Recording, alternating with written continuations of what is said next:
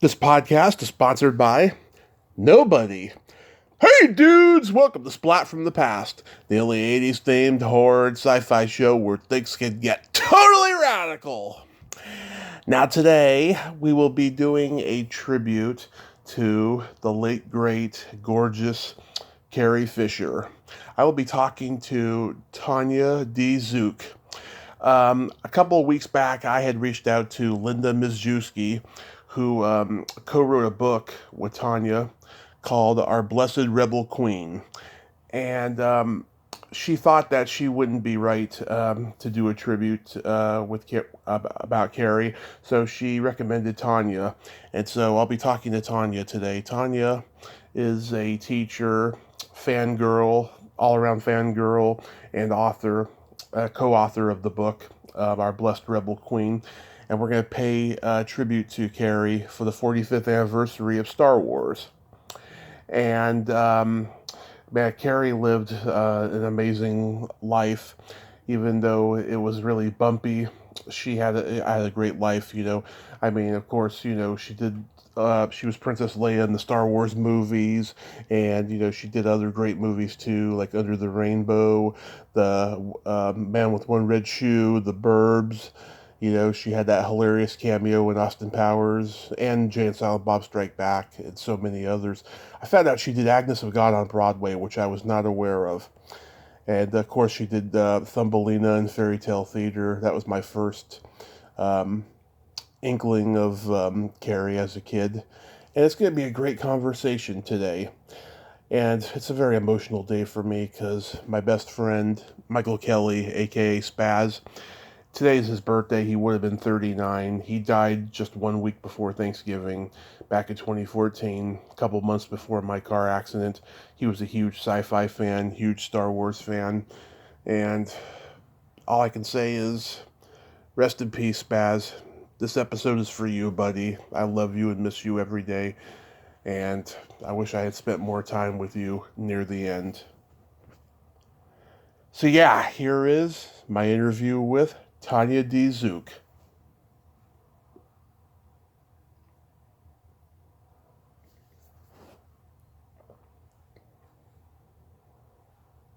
Hello?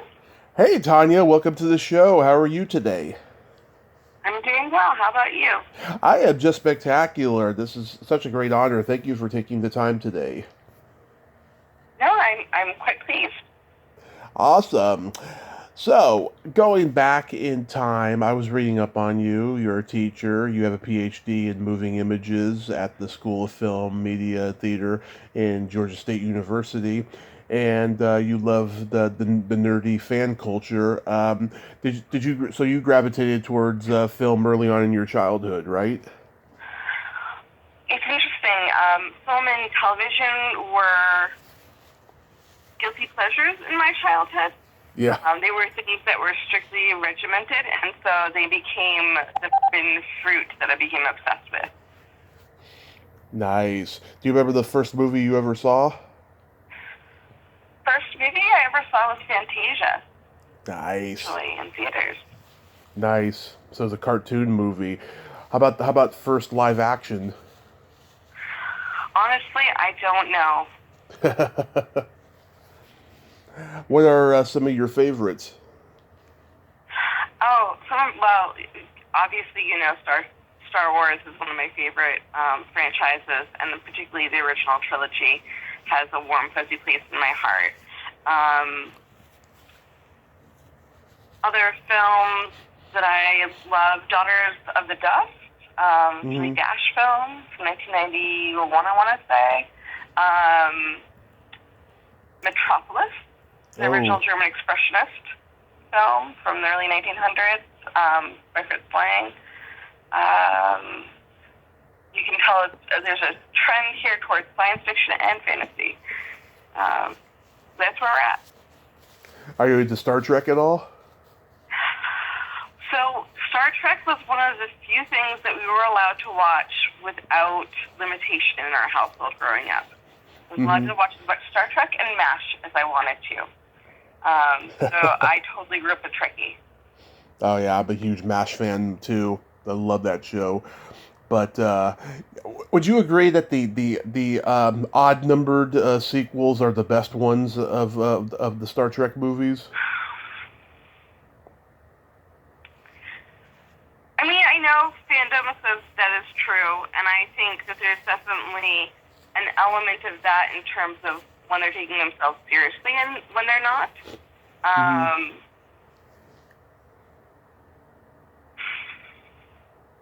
Am I in that camp? I guess I am. I am in that camp. I'll admit it.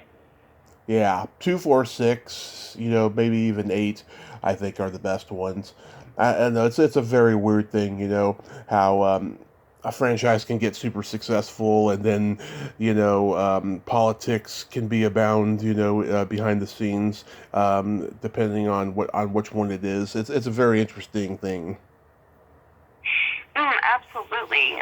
The Bond franchise is the same way, where we have high swings between really campy and comedy and really super serious. Absolutely. Where are you from originally? I'm originally from Boston, Massachusetts, or thereabouts. I'm actually from a little town in New Hampshire, but we're going to call it Boston. Yeah. Yeah, I have family members who are over in Maine.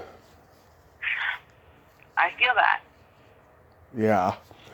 And yeah, I still have never been, but someday I hope to go there. I've heard lots of great things about it. It's a beautiful, beautiful area of the country. If you're a fall person, which I am, you get beautiful leaves.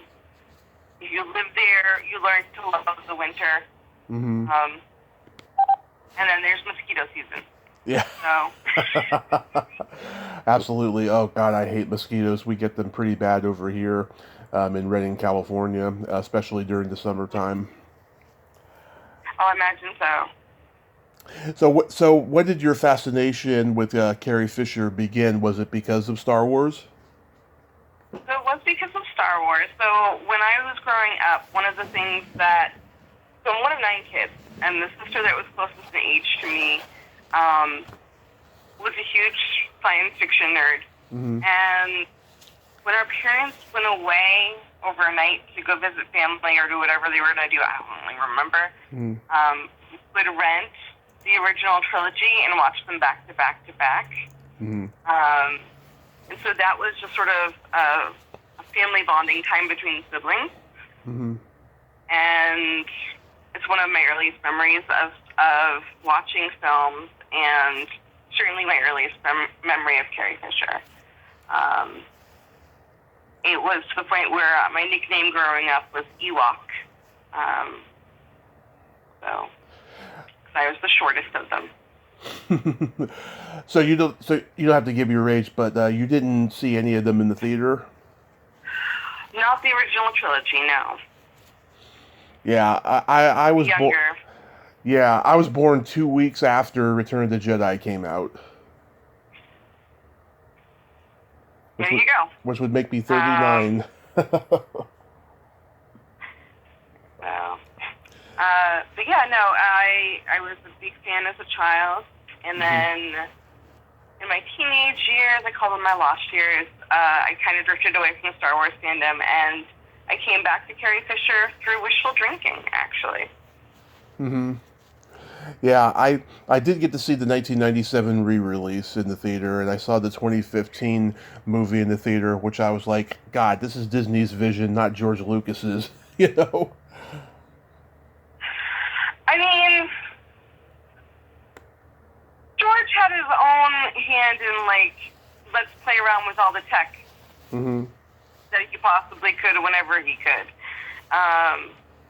Don't let him off the hook. Yeah, I would say. But. Yeah. So, Carrie, of course, was Debbie Reynolds and Eddie Fisher's daughter, two iconic old Hollywood stars.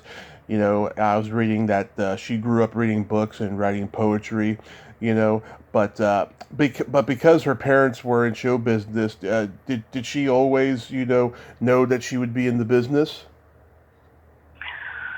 No, actually, she wanted to be a writer more than anything else. And I think partly because she looked at her mother, Debbie Reynolds, who always was very glam, even at home. Right. And she was, in her mind, she didn't think she would ever be as pretty as her mother. Mm-hmm. And so if she couldn't be pretty, then she needed to be funny. And so she leaned very heavily into comedy very early on. Yeah. Oh my God, she was so good at comedy. I mean, just laugh out loud funny, and it was only natural that she would go into it. I feel. Yeah. At 17 or 18, she made her film debut in Hal Ashby's Shampoo with Warren Beatty, Julie Christie, and Goldie Hawn, which was a very funny movie about sexual liberation of the late 60s and early 70s. But then comes Star Wars after that, right? Mhm. Yeah, she had really only had one major film credit prior to the Star Wars franchise. I remember her telling a story, and I don't remember in which interview it was, that her mother was appalled Mm-hmm. that they were sending her main cabin Mm-hmm. flight over to the UK for filming. She expected her daughter to have warranted a first-class ticket. And so she very much started off in sort of an indie track. I mean, Star Wars originally was a relatively low-budget film. And Shampoo, same deal. And so I don't think anyone had expected it to become a star maker in that same kind of way. Mm-hmm. Yeah, I've always heard about Star Wars, being referred to as a low budget film, and it was what, 10, 11 million, something like that, right? I said relatively low budget. Yeah. I don't know the exact numbers. If that's what you say that they were, then that's what they were. Compared to some of the other films that they had done later on, it is an extraordinarily low budget. And Yeah. they reserved so much of their money for special effects, for creatures, for world building, that they did not spend as much money as Debbie Reynolds would have liked on the stars. Yeah, because it wasn't like Roger Corman level of a B movie, of a low budget B movie, you know? I mean, Yeah. it looks good. I mean, you can tell that it had this low budget spark to it, but it wasn't like a Corman or even an Ed Wood level of, B movie. I just think it's very interesting when they call it a low budget movie, when it was actually, it was a low budget, mainstream studio movie, and yet the studio basically kept out of it, right? So you're cutting out on me a little bit. Okay. Sorry. It's okay. I just was like, I only heard the very beginning of that question, the very end.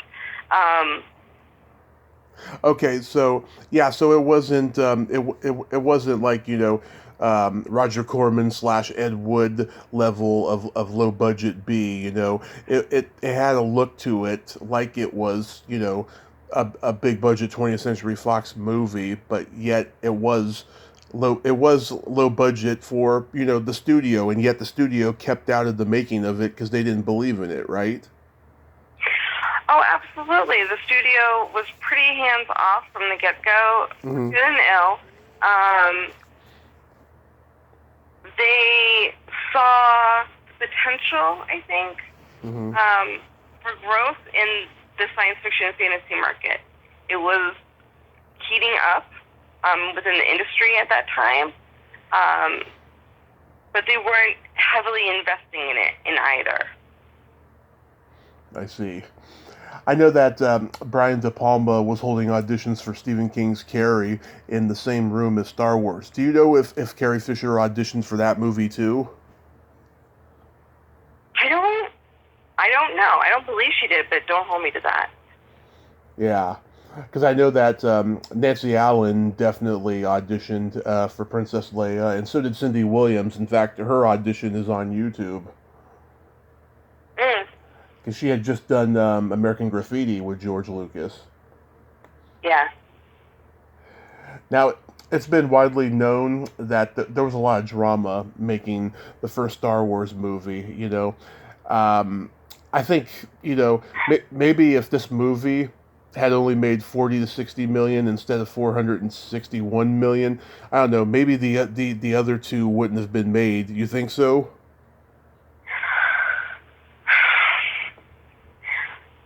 Do I think that if it hadn't made the crazy kind of profit that it did, Yeah. would the others have been made? Mm-hmm. Huh. The fangirl in me absolutely thinks that would be the case, that they would still have made the films. The academic in me about the history,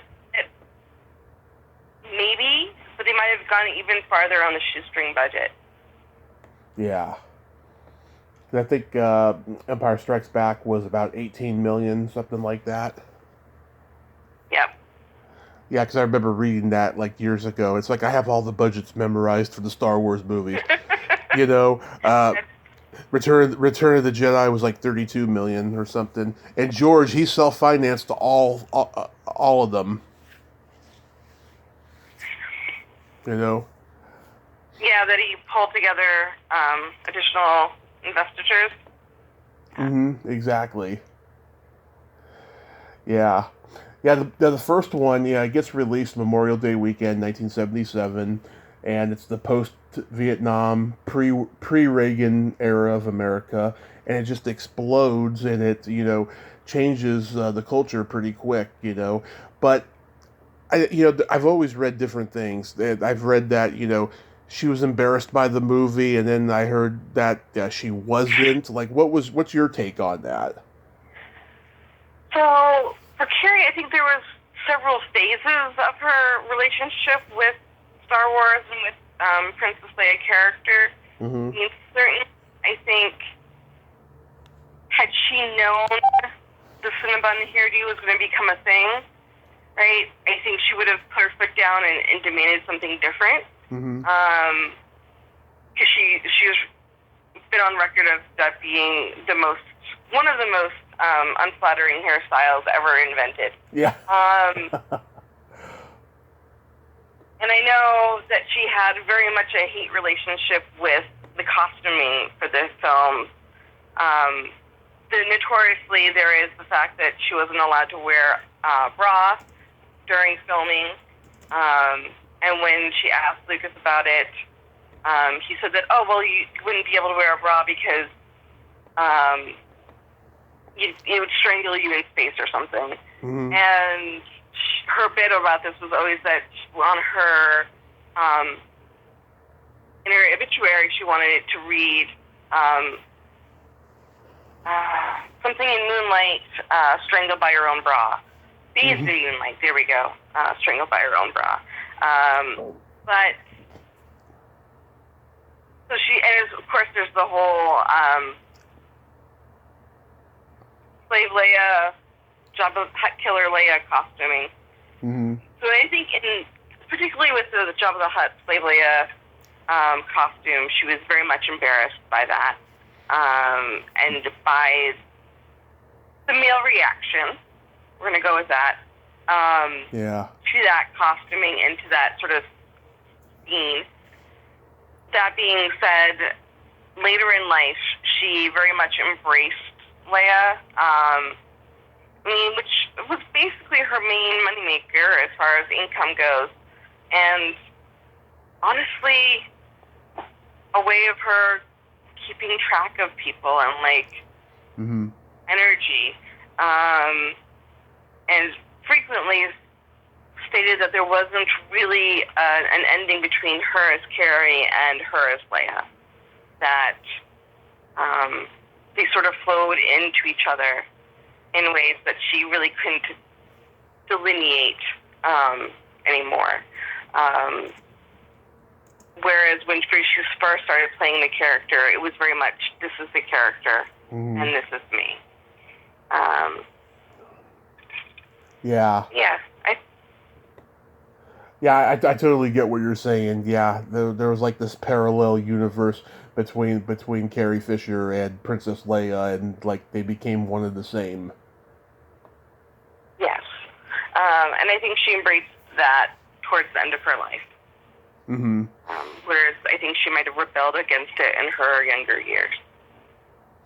Yeah, people talk about how Harrison Ford was the only cast member who went on to become a huge star beyond the Star Wars franchise, and but the ironic part is, Carrie, while she didn't become a huge box office star, she was so loved by people in the business that, many of the roles that she got after Star Wars, was because of her friends, and her peers. Whether, she was in a relationship with Dan Aykroyd, which led to the Blues Brothers, Chevy Chase and Under the Rainbow, Tom Hanks and The Man with One Red Shoe and The Burbs. I mean, she was loved by her peers. She absolutely was loved by her peers and by her fans. Mm-hmm. And I think there's this misconception that Carrie, and for that matter,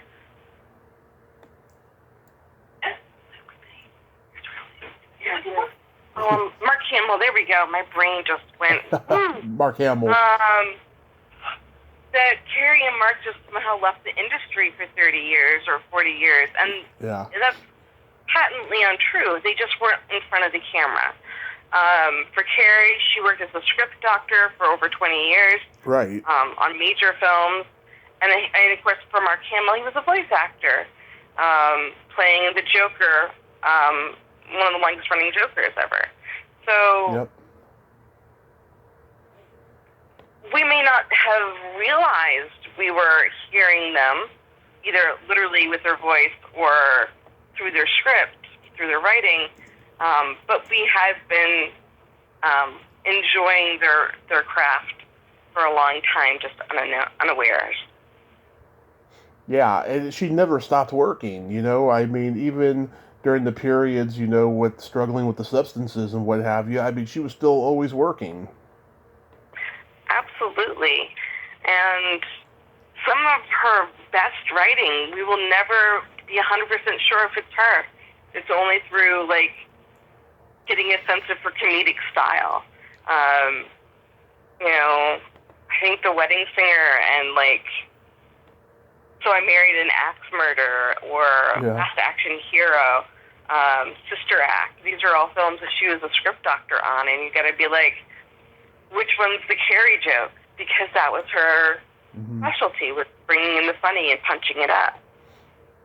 Yeah. Oh, I've interviewed many of her closest friends in the industry. They all tell me her sense of humor was very bawdy, and she was just so caring.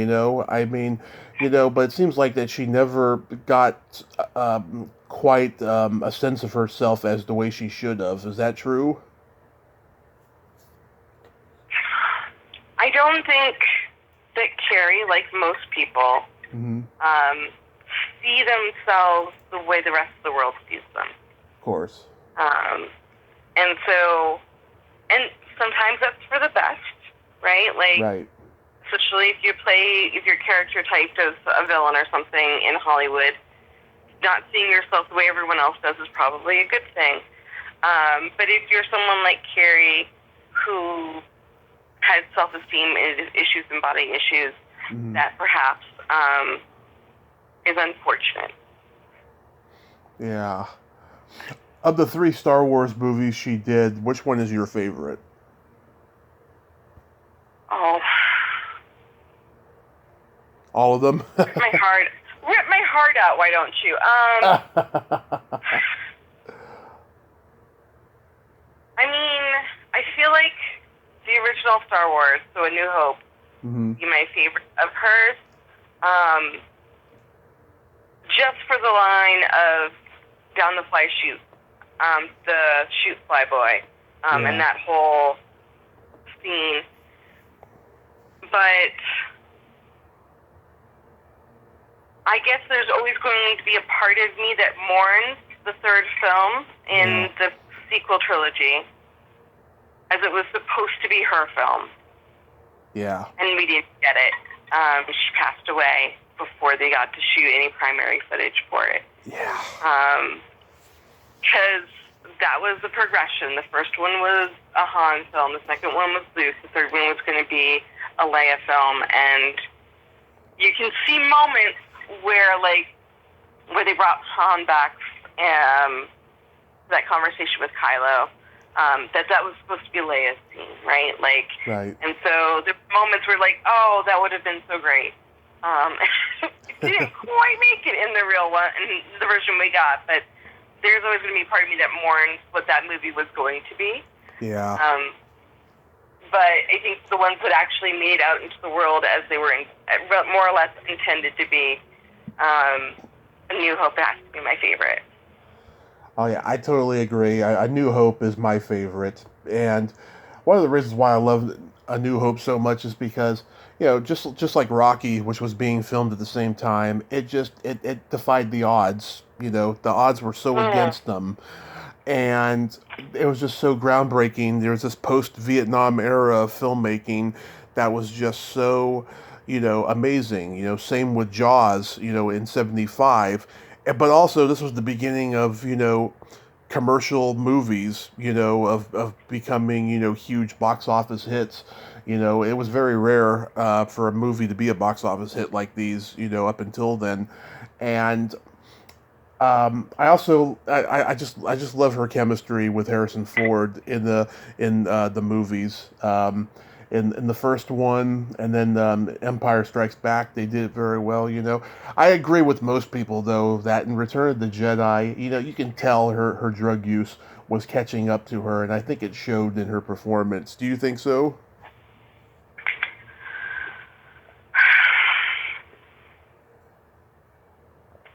I mean, Mm-hmm.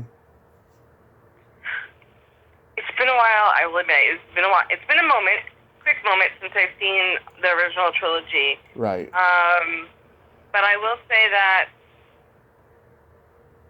there isn't as much of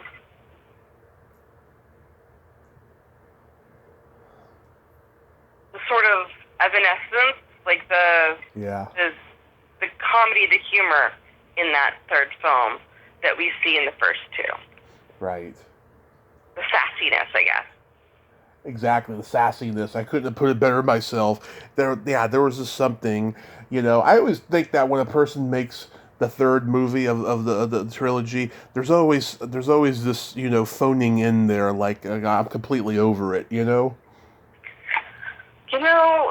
really hard to nail the ending. I mean, really hard. And if you look at all of our major film franchises that, the third or whatever the ending is supposed to be, very rarely does it hit it and stick it. Either they stick it and then they keep going and you're like, no, back up. Your ending was 20 minutes ago. Mm-hmm. Or we have it I'm trying to think of even the sequel trilogy, right? Where they were trying to... Anyway. Sticking the ending is really difficult to do. I do want to point out, though, for blockbusters, the idea of a blockbuster film, it's not that it was new in the 70s. It's that it was renewed in the 70s. So, in the 1920s and 1930s, we had blockbusters films. We had... With the Wind and all those types of things. It's that they went out of popularity in the 50s and 60s and the vast majority of the 70s. And then it was we rediscovered the love of popcorn film, right? Right. Of the film that's just the joy of the spectacle. And we've got, as a culture, as a society, got reintroduced to them through films like Star Wars and Jaws. Mm-hmm. And I think that, it fundamentally changed the industry, and we still go by that blockbuster tentpole kind of mentality to this day. See the Marvel franchise. But, Right. I mean, and then, of course, on the commercial side of things, the toys, Mm-hmm. right? That was probably the biggest innovation, I think, that Star Wars, on an industry side of things. We're not talking about tech, we're not talking about story, we're not talking about audiences. Mm-hmm. Purely on the industry side of things. Right. Well, keeping the rights to the toys and making money off of them. I mean, billions of dollars in merchandising. Right. Star Wars franchise. Right. Oh yeah, absolutely. With the merchandise, Star Wars was very groundbreaking on that. And what I was trying to say was though that blockbuster films, didn't come as often as they later came by the 70s. You'd have like, let's say for instance, My Fair Lady in 1964, that or Mary Poppins or something like that, make over 100 million, right? But then you probably didn't see another one like that again until a couple years later with The Graduate, and then a couple years later with The Godfather. And then by 75, 74, somewhere around there, then you start seeing 100 million blockbusters, every year. Absolutely. My point was that if you go even further back, like the 1900s, 1930s, that you had blockbusters happening a lot more frequently. Because they were putting out so many films that one will just hit big and just keep going. There was a good maybe 20, 30 years where where a movie that made 40 million at the box office was considered a blockbuster, and then probably by some point in the 90s it became a disappointment, which is quite bizarre. Yeah. Yeah, the inflation has definitely happened. I mean, and part of that has to do with the globalization of media, right? Most films nowadays, domestic U.S. films, if they've done well, they break even in the U.S. And make almost all of their profit in foreign release. Right. Right? China, Japan, and the rest of the world. China and Japan being the two biggest ones. But whereas when the original Star Wars came out, it was domestic release only. Right? It didn't go international for quite some time. Right. Yeah, I've talked to a lot of guys who played stormtroopers and Federation soldiers in the Star Wars movies, and they all said that Carrie was very pleasant on set, and she was very funny. She had a way with fans and with her crew castmates. I mean, notoriously in the new trilogy, her dancing with Oscar Isaacs, in between takes. But I mean, for fans, the glitter bomb. I don't know if you've heard about this. I've heard of the glitter bomb. Yeah. Yeah. So she would make this whole ritual out of meeting her and signing autographs with the glitter, and just making it a moment that you would remember forever, instead of something that was like, oh, cool, I got her signature. That's awesome. It's, oh, I got her signature, and I had this whole experience and moment with her. And she had this kind of way of making you feel like you were the only person in the room. Yeah. Oh, yeah, I'd never heard one bad thing about her,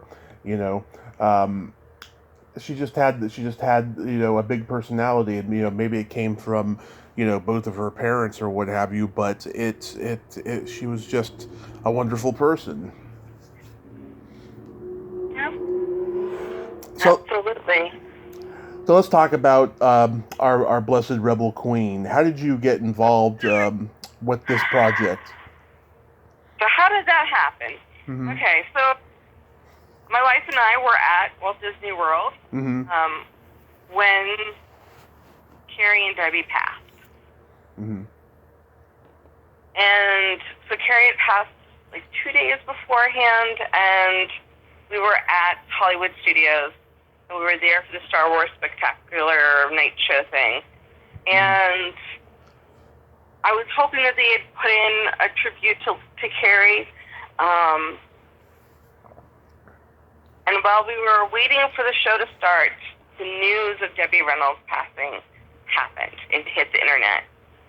And you could sort of see it in the crowd waiting for the show to start as people's alerts happened, and everyone was checking their phones.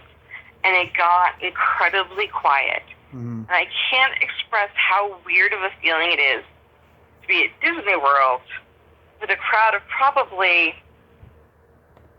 500 or 600 people and having it be quiet. Mm-hmm. And it was this really kind of surreal moment for me. And then when the show started, though Disney didn't have a tribute to Carrie Fisher, the fans waiting for the show did. When her snippet from the films came on the big screens, fans did the Jedi salute with their lightsabers in the audience watching. And I thought it was just this really magical moment. I study fans and audiences in my academic pursuits, and of course I am a giant fangirl myself. Yeah. And so I went back to campus and I said to my editor for Media Res, I want to do a week where we do a tribute to Carrie Fisher. And in Media Res is this little academic blog that we run. And so we ran it. We had enough responses to run it for 2 weeks. And that turned into a conference panel, which then turned into the book. Mm-hmm. So every time I would bring it up, people were like, yes, I want to work on that. And so we realized that there was a market. Nobody had ever really written anything in depth about Carrie Fisher's career. Princess Leia is relatively unexamined in academia, as in terms of like plot or narrative. There was, I think, maybe 6 or 7 articles at that time. Right. And so we wanted to come to the project with this interdisciplinary kind of approach. So we have everything from people looking at her, the fan studies side of things, from tech, from, I think, what else we got? Historiography, public health awareness. Right. We have health communications in there. Of course, her writing, her comedy writing, and her autobiographical writing. And then we had probably one of the most poignant pieces in the book by Slade Kennicott that's looking at sort of a historical take, but also a very personal take on someone who is bipolar and having that relationship with Carrie through their shared diagnosis. Mm-hmm. And so it became this sort of labor of love. We spent a lot of time and energy not only creating the articles, but also finding images and connecting with fan groups and getting pictures of collections of Carrie merchandise and paraphernalia, their collections and such. And I think it's a lovely tribute to her. At least I hope it is. Mm-hmm. And how did you meet Linda? I met Linda through the conference we went to. I proposed a panel at the Society for Cinema and Media Studies, which is our big academic conference that we do every year. Mm-hmm. And she was one of the respondents. And I looked at her and I said, I'm doing a dissertation. I don't know that I have enough time for this. She says, well, if you're in, I'm in. And so I went back to my advisor and I said, I want to do this thing. And she was like, that's the dumbest thing I've heard, but okay, do it. Of course. They always need a dissertation and edit an anthology at the same time. And yeah, he's probably right. I probably shouldn't have done it, but I don't regret it at all. Both things got finished eventually. Yeah, they always say that. They always shit on your parade, and then depending on how lucky you are, it always defies their odds. I mean, there's a lot of things I've done in my grad program, like, you shouldn't take 5 classes. Oh, well, I did. Yeah. And they're right, I probably shouldn't have, but it is what it is. Done now. What did you find in your research that surprised you about Carrie?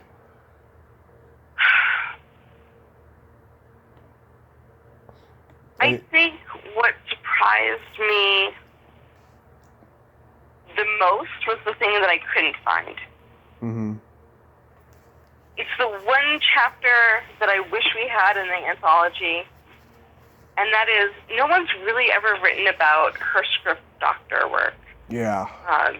She was so funny and so eloquent, although elegant as well. And it's incredibly difficult to find information about her script doctoring work, besides that she did it.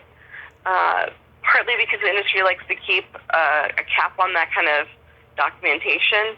And no one has the inroads to do it. And I think partly because people just are generally unaware. But yeah, that's the thing that I wish we had and wish that I could find. And I was surprised that nobody submitted for that. Oh. How long did it take to write the book overall? I think it was about a year and a half. Between, well, maybe a little bit longer than that now that I'm thinking about it.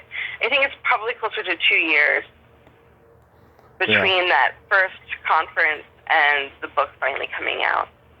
I mean, some of that had to do with clearances for images. Yeah. We had a couple of our chapters fell through because people had medical emergencies. The pandemic happened, all sorts of things. But yeah, about 2 years. I love the cover, giving the middle finger. Okay, so there's a story about this cover. Okay. In the introduction of the book, there is an image by Lindsay Van Ecklenburg, which was a tribute that she made right after her passing. And it is with Carrie Fisher, full on as if she is Mother Mary, full of grace, Catholic, going on. Right. Flipping a bird and holding Gary. And we loved this image. It totally encapsulates the way fans think of her and how she treats the world, right? Like, in terms of her irreverence and, like, no holds bars attitude kind of going on. Right. But the publisher, and we wanted to use it, and Ecklenburg was all aboard us using it. But the publisher thought that there would be problems with likeness and trademark. Because most celebrities trademark their image, especially upon death, so that their family can control the merchandise that gets made in their likeness, etc. Thank you, Elvis, for that, by the way. And so we had to create a new cover image. So we went back to Van Ecklenburg and said, hey, we really love the spirit of this image. We want to include it in the introduction. The press won't let us do it as the cover for copyright and trademark issues. Can you do a cover for us? And he agreed. And so we have sort of the General Leia silhouette with Gary in the middle finger, where if you know who Carrie Fisher is and you know who Princess Leia is, you get the joke. Right. But it's not so close to the likeness that we can get sued. Yeah, I totally got it when I saw it. Yep, that's her. Yeah. That is so awesome. Yeah, one thing I learned about Carrie that I did not know was that she played the title role of Agnes of God on Broadway. I did not know that. Yes. And there's pictures on Yahoo Images of her in a nun's habit in that play. And it just reminded me of when she was in Jay and Silent Bob Strike Back. Yes. Yes. Yeah, she had a lot of cameos and appearances in quirky roles. Because everyone knew that she was a weirdo at heart. I love it. Of course, now I'm Googling it, and like, oh my goodness. Yeah. Wow. I mean, Meg Tilly, did the movie version of Agnes of God. I think maybe Carrie could have done a good job with it too. But then again, they were like, I don't want Princess Leia, for the part or something. Yeah. Yeah, it's hard when your face becomes so recognizable as a specific character. Yeah. And I think part of the reason why Carrie and Mark Hamill had more of a difficult time with this than, say, Harrison Ford is that Harrison Ford already had a number of roles before that. Mm-hmm. And already had deals for future ones. Right. Whereas Carrie and Mark were relatively unknown. And so they sort of cemented their image in popular memory as these characters. And there wasn't as much malleability. I wonder if they had this experience happened in the 90s or the aughts, if they would have faded into background work, right, behind the microphone, behind the paper, or if they would have gone the indie route, right, like Jennifer Lawrence, right, done a bunch of weird indies and then come back and done another major piece or not. We'll never know. Yeah. So other than Star Wars, like, what are your other favorite film performances of Carrie? So, performances with Carrie, I think my favorite one outside of Star Wars is, of course, I love her stand-up work. Mm-hmm. So I love the filmings of, like, Wishful Drinking and the other one. It's gone. But I love her weird cameos, like her cameo in The Big Bang Theory or Entourage. Austin Powers. 30 Rock. Austin Powers, 30 Rock, where it is very, very much a meta moment between her and the audience. A wink, wink, nudge, nudge. You know that I know that you know. Mm-hmm. And it just strikes me very much of her general sense of comedy in those moments that I just get a lot of glee out of. I love, when she's the jilted ex-fiancée of Belushi and the Blues Brothers. She's just laugh out loud hilarious, blowing up things and using that shotgun. She's like Charles Bronson in The Mechanic, the way he blows up things and he has this sociopathic business as usual again attitude. I just think that's hilarious. It provides a lot of backdrop for the black humor of the situation. I also love it in Drop Dead Fred, which she thinks she's beating up the imaginary friend in front of her coworkers. She takes her high heel off and starts pounding the floor. She's like, "That's for my boat, and that's for destroying the only place I can sleep with my boyfriend when his wife is out of town." And then she looks up and her boyfriend is there and all the coworkers, and then she gets up slowly, puts her shoe back on, and then goes back into the room. Love it. Comedy gold there. Comedy gold. I also love her portrayal of Thumbelina in Fairy Tale Theater. That was my earliest memory of her, and she was just so charming in that. I love that performance, and stuff like that. Did you ever see when she hosted Saturday Night Live?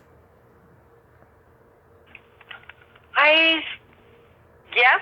Do I remember it specifically from all of the videos that I watched? No. Oh, her Saturday Night Live was hilarious. She hosted on November 18th, 1978. She was Princess Leia in the monologue, and she did some funny sketches. She was Princess Leia in the Beach Party movie, Bill Murray's Frankie Avalon, and Gilda Radner's Annette Funicello. And Gilda's like, "Hi, I'm Annette, this is Frankie, and these are my breasts." Yeah, that sounds like her. Yeah, and then Carrie plays Linda Blair in a Tom Snyder Show sketch, and I laugh every time I see that because I've met Linda Blair and she's not a very nice person. Okay. Yeah. Trying to through. So you never got to Chicken? Okay. Oh, sorry. You No, go ahead. you never got to meet Carrie at a con or anything? Sadly, no. No. It is one of those life regrets. I never got to meet her, unfortunately. Yeah, she was scheduled to do a con in San Jose at the time of her death, and I was going to go there and I was going to meet her, and I was just so devastated that, it was the week of Christmas when she passed. I was up here in Reading. I hadn't even lived here yet. I was visiting my godparents for Christmas, and I got the news. I was just, so devastated. And I was going to ask her, I was going to say, who's more fun, John or Jim Belushi? Well, I'm sure she would have had a fascinating answer to that. Yeah, I think so too. And also too, right around that same time, she was doing Saturday Night Live. Michael O'Donoghue, the crazy staff writer / Mr. Mike character on Saturday Night Live, he did this pilot called Mr. Mike's Mondo Video that ended up becoming a theatrical film because he hated the bullshit of NBC. He deliberately made that show raunchy so NBC wouldn't air it, and he ended up selling it to New Line Cinema before anybody knew who New Line Cinema was. And there's a segment where Gilda, Jane, Lorraine, and several women who hosted the show over the years are saying one by one what their sexual turn-ons are, and Carrie says, "I wouldn't kick Ralph Nader out of bed."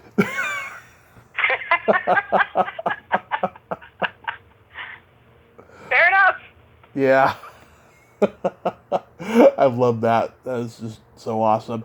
Remember when she had her own talk show on Oxygen? I remember the name of it, though. It was called Conversations from the Edge. Okay. So she was playing around with her postcards from the Edge. Yes. Yeah, her talk show was really good. She was a natural at hosting and interviewing and having her friends on. But I remember one of the last ones she did before the show got canceled, she got to have her father on. And that interview was so wonderful. I hope they put it on YouTube someday. They had this wonderful Fonda in Golden Pond resolution on the air that was just so wonderful that they finally got to make peace. Yeah, I mean, she went on to be the primary caregiver for her dad in his final years of life, and documented a lot of that experience for one of the many documentaries that she worked on. So, I mean,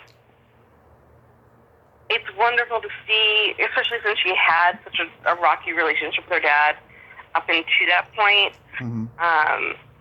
since the divorce, that not only could she make that resolution and have that sort of public moment, but also to have that longer private, or semi-private, I should say, reconciliation as well.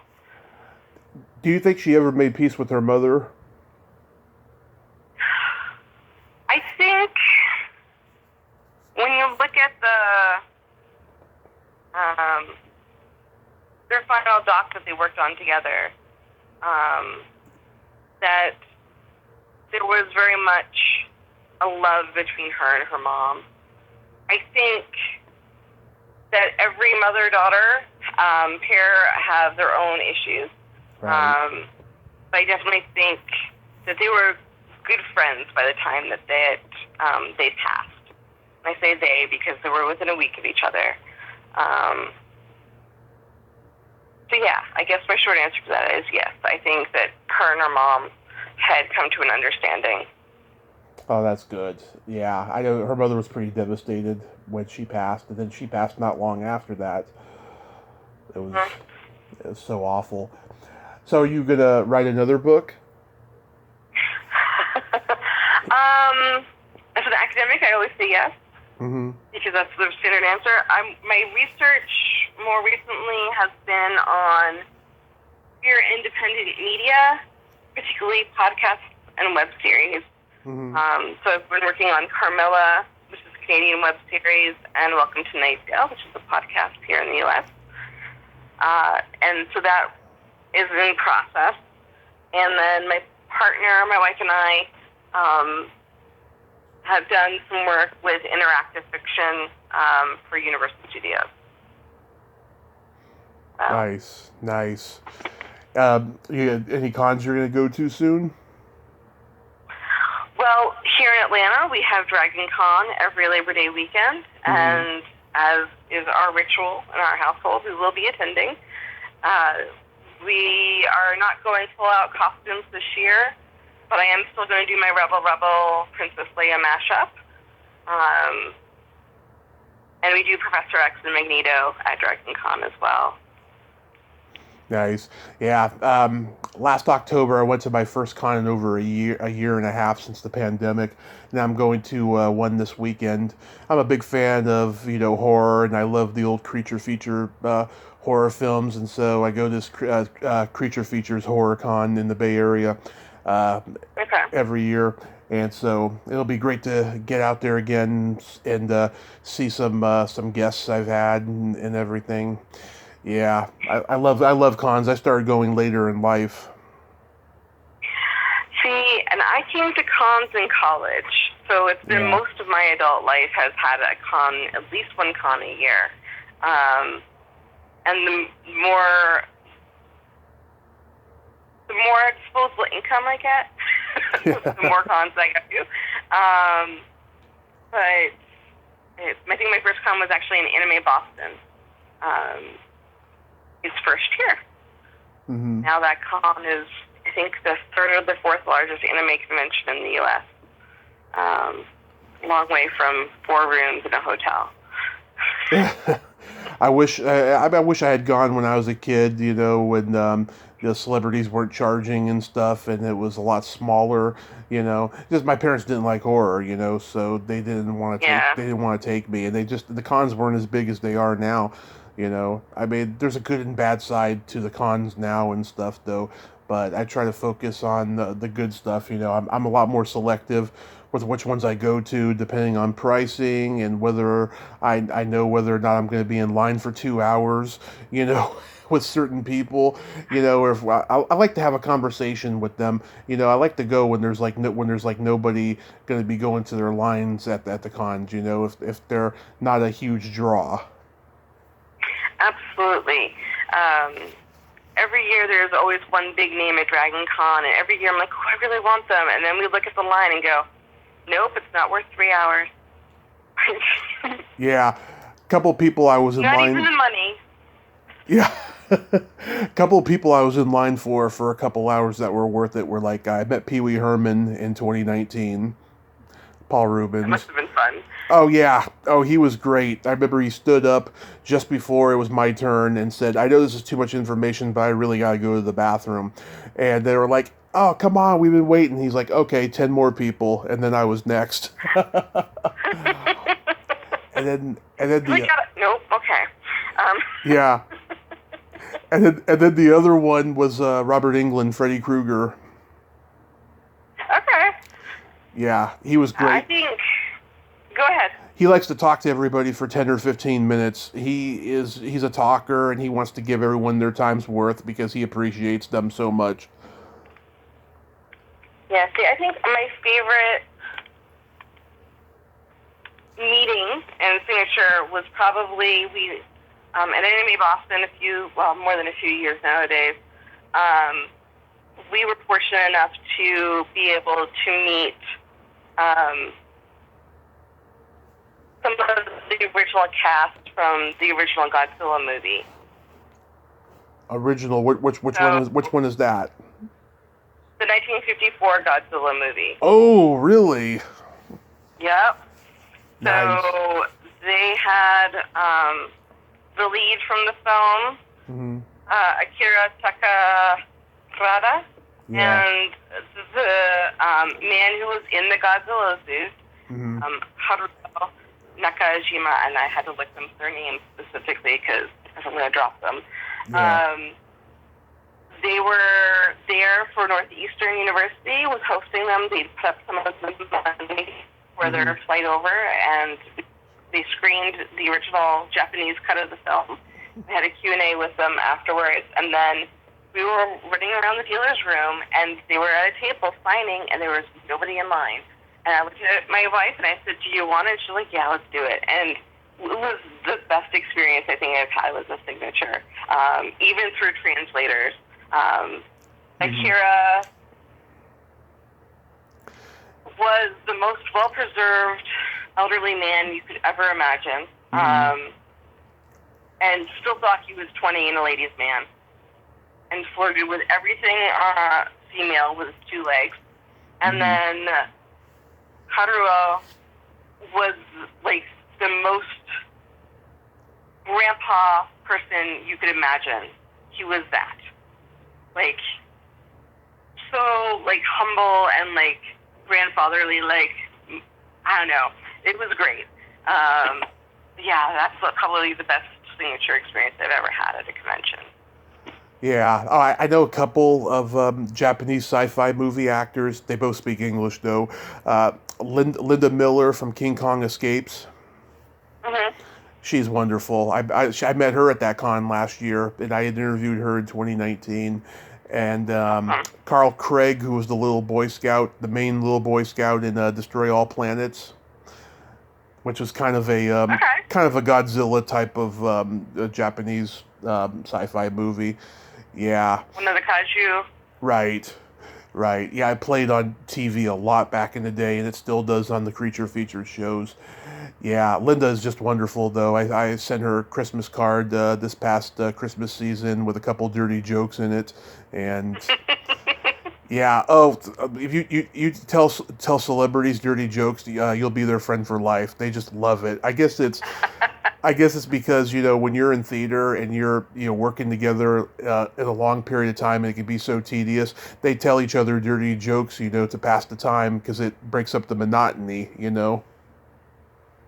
That makes sense. I mean, I know certainly working in theater in high school that we did similar things. So yeah. Oh, I did stage crew my senior year in high school, and me and the other prop girl, we would tell each other dirty jokes all the time to like keep each other from being bored and stuff. Yeah, I remember her little brother came to a bunch of rehearsals, and his jokes, he was like a 7th, 8th grader or something like that, and his jokes were so wrong, and I was just like, oh my God, God, you two have a very bad influence at home. Fair enough. Well, Tanya, I want to thank you so much for coming on today. I think you did very well, by the way. Thank you. I have to admit, I was a little nervous. I have not done too many interviews in my life. I've given a lot of interviews, but not been the person being interviewed. So. Yeah. Well, it takes practice. I mean, it took me a while to get confidence. I listened to my early interviews and I just cringe at all the dead silence in between answers because I guess I expected too much out of the person or something. And there was a little bit of nervousness, but it becomes a second language after a while the more you do it. But I think you did just fine today, and I'm glad that Linda could connect us. She didn't want to do it, but she thought you would be perfect for it, Yeah. Well, I thank you for having me, and I appreciate you letting me pitch the book a little bit there. And of course. I look forward. I will be honest. I probably won't listen to it whenever it comes out, but I look forward to it coming out. Absolutely, yes. It'll be out, hopefully by the end of the day and stuff. So you have a great day, and please be safe. Thank you. You too. Thank you. Bye-bye. Bye. Well, there you have it. Tanya D Zuke. Ain't she a sweetheart?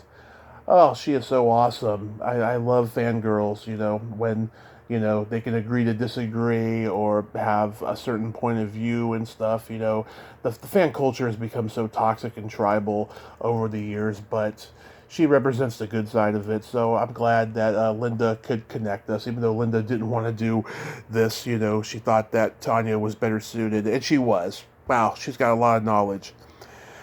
Well, until next time, this is Tommy Throwback Kovac saying, there's no shame in living in the past because the present sucks. Later, dudes. Rest in peace, Spaz, and Carrie Fisher, especially.